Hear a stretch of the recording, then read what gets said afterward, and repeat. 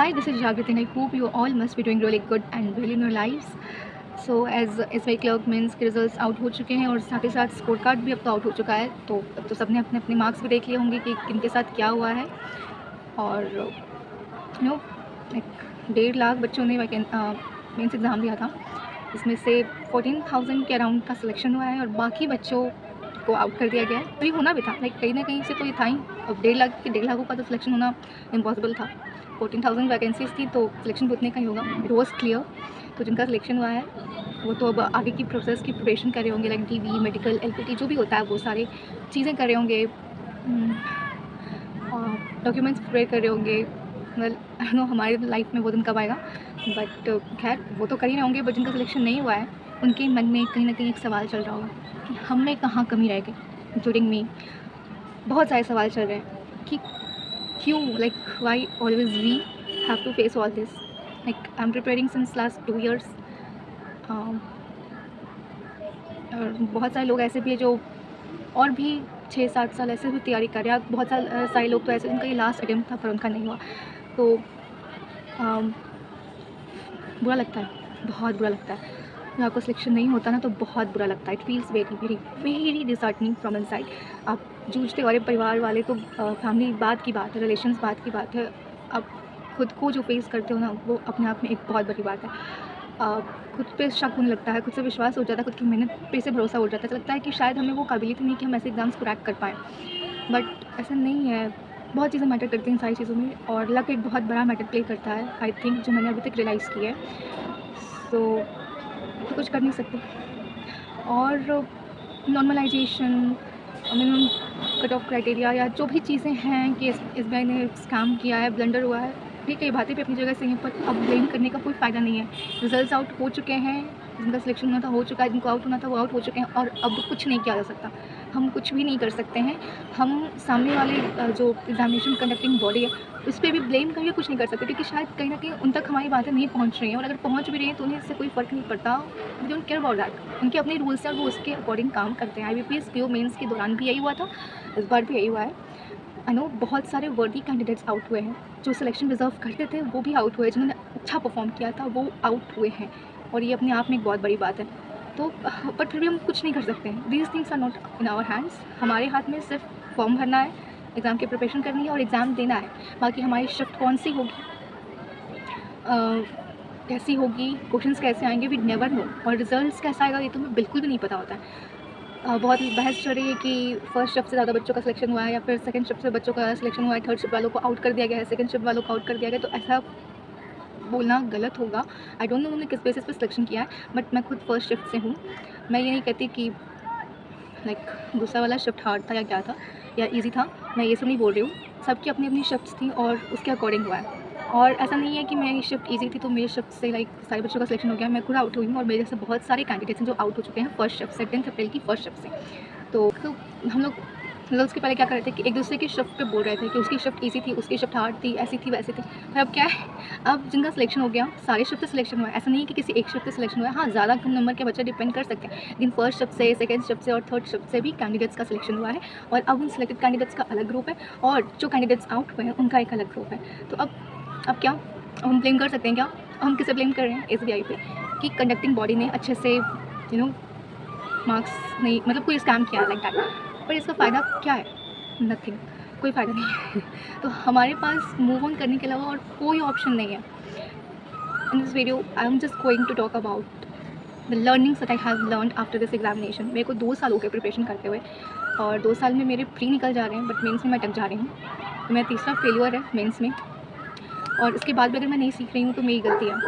तो मेरी पहली लर्निंग तो यही है कि you have to be extraordinary. मैंने एक लाइन पढ़ी थी, किसने वो सच बोला था, किसने बैंकिंग को लेकिन बोला कि ये सब तो चलता रहेगा, नॉर्मलाइजेशन एंड ऑल, आप आउट हो गए, ये होगा वो होगा, ये सालों साल चलता रहेगा। Until unless you have to be extra. आप जब तक एक्स्ट्रॉर्डनरी नहीं हो जाते ना तब तक ये सब चलता ही रहेगा। अगर हम अपनी पुरानी प्रिपरेशन के पैटर्न को ही करते रहेंगे ना तब तक ये चलता ही रहेगा। हम एग्ज़ाम देंगे, फॉर्म भरेंगे, एग्ज़ाम देंगे, फिर फिर वही होगा, रिजल्ट्स आउट होंगे, फिर नॉर्मलाइजेशन का चक्कर आएगा, मिनिमम क्राइटेरिया आएगा, ये आएगा, वो आएगा, फलाना आएगा, ये खाना आएगा, और हम आउट हो जाएंगे। तो हमें एक्स्ट्रॉर्डिनरी होना होगा, हमें खुद पे काम करना होगा, क्योंकि हम सामने वाले कंडक्टिंग बॉडी को तो नहीं चेंज कर सकते, वी कांट चेंज दैट, तो we have to change ourself. Competition दिन ब दिन बढ़ता जा रहा है, बहुत सारे कैंडिडेट्स हैं मार्केट में और सब तगड़े हैं, ऐसा नहीं कोई वीक है। इस बार का कट ऑफ देख के ही लग रहा है, एक भी स्टेट का cut off I don't think so कि 75 के नीचे गया है। आई डोंट थिंक, शायद 1-2 स्टेट्स होंगे, मेरे को ध्यान में नहीं है, लेकिन जैसा कि प्रेडिक्शन चल रहा था कि 60 के राउंड्स कट ऑफ होगी, नो नो नो नो, ऐसा नहीं हुआ, सारे प्रेडिक्शंस फेल हैं। The cut off is around और मोर देन 75, विच इंडिकेट्स कि मार्केट में बहुत सारे पढ़ने वाले कैंडिडेट्स हैं, ओके कैंडिडेट्स हैं, और SBI ने मिनिमम क्राइटेरिया भी फॉलो किया है। महाराष्ट्र में खुद मैंने महाराष्ट्र से फॉर्म फिल किया था और वहाँ का ऐसा सीन था कि बोल रहे थे कि 70 या 75 के अराउंड कट ऑफ जाएगा, बट नहीं हुआ। महाराष्ट्र में इट्स 82 कट ऑफ और लास्ट 85 था, ज़्यादा रेंज नहीं है, बस 2-3 मार्क्स कम हुए हैं क्योंकि थोड़ा इस बार वैकेंसी ज़्यादा था, फिर कोई फ़र्क नहीं आया। तो इट इंडिकेट्स की कंपटीशन बहुत ज़्यादा है, तो आपको यानी हमें खुद को वेल प्रिपेयर करना ही होगा। नहीं चांसेस, हमारे पास कोई एक्सक्यूज़ नहीं होने चाहिए, चाहे फैमिली कंडीशन कैसी भी हो, हालात कितने भी बुरे हों, नो मैटर, बट अगर एग्ज़ाम क्वालिफाई करना है तो एक्स्ट्रॉर्डिनरी होना होगा, मेहनत करनी होगी, पढ़ाई करनी होगी। मैं ये नहीं कह रही कि जिन्होंने एग्ज़ाम दिया है, जो आउट हुए हैं, उन्होंने मेहनत नहीं करी, क्योंकि अगर मैं ऐसा बोलूँगी तो मैं खुद पे भी सवाल उठा रही हूँ। बेशक मुझसे ज़्यादा अटेम्प्ट्स नहीं हुए, मैं 100 को टच नहीं कर पाई थी, 83 या 4 के अराउंड ही रह गई थी, पर मैंने भी मेहनत की थी। तो मैं ये कह के मेहनत पे सवाल नहीं उठाऊँगी, लेकिन हमें एक्स्ट्रा मेहनत करनी होगी। अगर हम अब भी 100% दे रहे हैं तो हमें 200% देना होगा, तब जाके होगा, क्योंकि लक मैटर करता है और बहुत लोगों का लक साथ नहीं होता। लक भी शायद तभी साथ होता है जब हम एक्स्ट्रा फॉलो करते हैं। So this was my first learning कि सामने वाले को ब्लेम करके कुछ नहीं होगा, हमें खुद से खुद पे मेहनत करनी होगी, खुद एक्स्ट्रॉर्डिनरी बनना होगा। And the second learning is that कि ये तो मैंने ऑब्जर्व किया है कि अगर किसी भी एग्ज़ाम के अगर प्री का जो मार्क्स है ना, मतलब जो कट ऑफ है वो काफ़ी लो चली जाए तो मेंस की कट ऑफ बहुत हाई जाती है। मतलब अगर ये प्रेडिक्शन चल रहे हो ना कि मेंस की कट ऑफ लो जाएगी, तो ऐसा नहीं होता है, मेंस की कट ऑफ कंपैरेटिवली हाई ही जाती है, इनफैक्ट पिछले साल के कंपैरिजन में भी हाई जाती है। तो उसका वैकेंसी से कोई लेना नहीं रहता कि अगर वैकेंसीज अगर लो हैं तो कट ऑफ लो जाएगी, अगर प्री कट ऑफ बहुत लो गई है। इस बार यही हुआ था कि IBPS PO प्री का कट ऑफ भी मतलब हर साल के मुकाबले लो गया था, उसका मेंस का कट ऑफ प्रेडिक्शंस के अकॉर्डिंग काफ़ी हाई गया और उसमें भी ब्लंडर हुआ था। और same in the SBI clerical pre cut off बहुत लो गई थी, जिसका रिज़ल्ट ये हुआ कि अब मेंस की कट ऑफ भी एक्सपेक्टेड से ज़्यादा ही गई है। सो इन कंक्लूज़न कि ये जो कट ऑफ प्रेडिक्ट करते हैं और कट ऑफ क्या जाएगी, सबके पीछे दिमाग लगाने से बेहतर है कि आप अपनी परफॉर्मेंस पे ध्यान दो, हाउ यू आर परफॉर्मिंग। आज के टाइम पे जिस हिसाब से कंपटीशन है, जितने कैंडिडेट्स बैठते हैं एग्ज़ाम में और जिस हिसाब से सबकी प्रिपरेशन है, उसके हिसाब से अगर आप प्री में अबव 85 कर रहे हो विद एक्यूरेसी, आप 85 या उससे ज़्यादा 90 तक टच कर रहे हो, देन आपके सिलेक्शन के चांसेस हैं प्री में। और मेंस में अगर आपको सिलेक्शन चाहिए तो आपको अबव 100 और 110 या शायद मोर देन दैट करना होगा टू विद एक्यूरेसी, यानी कि जे में तुक्का मार ले या तुक्का मार के उतना पहुंचा दिया, विद एक्यूरेसी सही होना चाहिए, तब आप 100 क्रॉस कर रहे हो, तब जाकर कहीं सिलेक्शन होता है। ये मेरा ऑब्जर्वेशन, आई डोंट नो कि ये सही है नहीं, but I have observe this, और ये मेरी सीख भी है, मेरी लर्निंग भी है ये। And the third learning is that कि लाइक आपको GA पे तो उतना आप कुछ नहीं कर सकते, लाइक सेकंड शिफ्ट वालों का काफ़ी अजीब आया था इसमें, बट फिर भी SBI वाले तो लाइक सेक्शन कट ऑफ नहीं रखते हैं, तो इसमें अगर आप GA को इतना ध्यान ना दो तो शायद चल जाए, लाइक शायद, लेकिन उसके लिए फिर आपका मैथ्स, रीजनिंग और इंग्लिश बहुत अच्छा होना चाहिए, आपको उसमें बहुत अच्छा परफॉर्म करना चाहिए, तो जाके सही होता है। और अगर IBPS का लाइक और कोई exam like IBPS clerk PO या जो भी RRB के एग्ज़ाम्स होते हैं, उसमें तो आपको फिर सेक्शन कट ऑफ को फॉलो करते हुए GA को भी साथ लेके चलना होता है, तो उसमें सारे सब्जेक्ट को साथ में लेके चलना होता है। लाइक उसमें तो फिर ऑब्वियसली वाले सेक्शन कट ऑफ क्रॉस करने के लिए हमें उतना पढ़ना होगा। तो सीख मेरी लर्निंग यही है कि लाइक GA को मत छोड़ो GA को जितना हो सके उतना ध्यान दो, हर रोज़ पढ़ो, जहाँ से इकट्ठा कर सकते हो सोर्सेज उतना करो, और थोड़ी स्मार्ट स्टडी करनी चाहिए।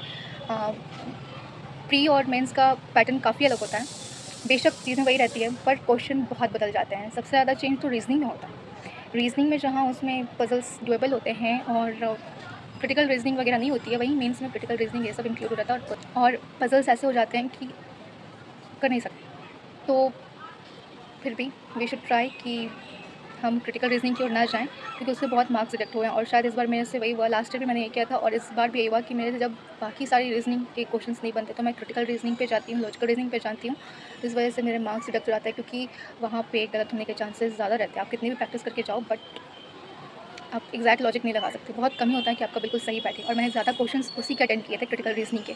तो आई थिंक कि ये लैग कर गया मेरा, इसकी वजह से मेरे मार्क्स नेगेटिव मार्किंग में गए। और जी भी मैंने प्रिपरेशन की थी, बट लक नहीं हुआ, क्वेश्चंस जो पढ़े थे वो मैच नहीं किए। तो ये दो चीज़ें मुझे मेरी वीकनेसेस लगी। So these were some points जो मैंने नोटिस किए अपने साइड से, क्योंकि अब सामने वाले में तो कमें निकाले जाएंगे तो बहुत सारा कुछ होगा।